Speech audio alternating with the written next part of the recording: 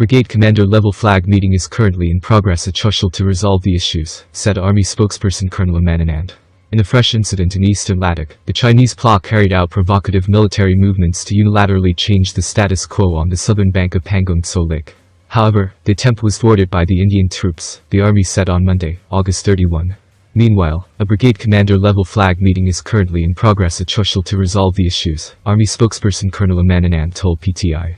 The army spokesperson said troops from China's People's Liberation Army (PLA) violated the previous consensus arrived at during military and diplomatic engagements on the ongoing standoff in eastern Ladakh, and carried out provocative military movements to change the status quo on the night of August 29–30.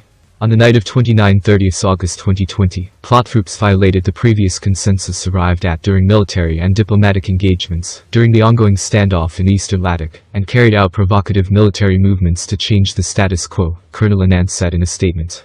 Indian troops preempted this PLA activity on the southern bank of Pangong Tso Lake, undertook measures to strengthen our positions, and thwart Chinese intentions to unilaterally change facts on ground, the army spokesperson said.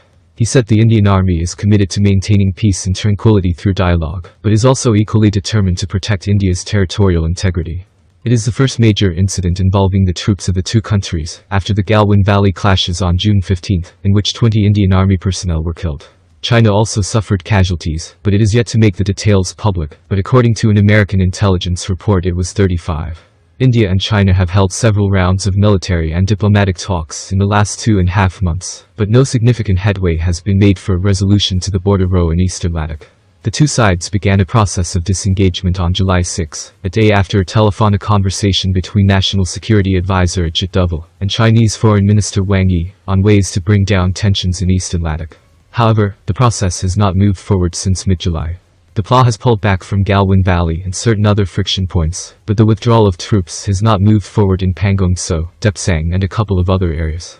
At the 5 rounds of Corps Commander level talks, the Indian side has been insisting on complete disengagement of Chinese troops at the earliest, and immediate restoration of status quo ante in all areas of eastern Ladakh prior to April. The face-off began on May 5 following violent clashes between the two armies in the Pangong Lake area.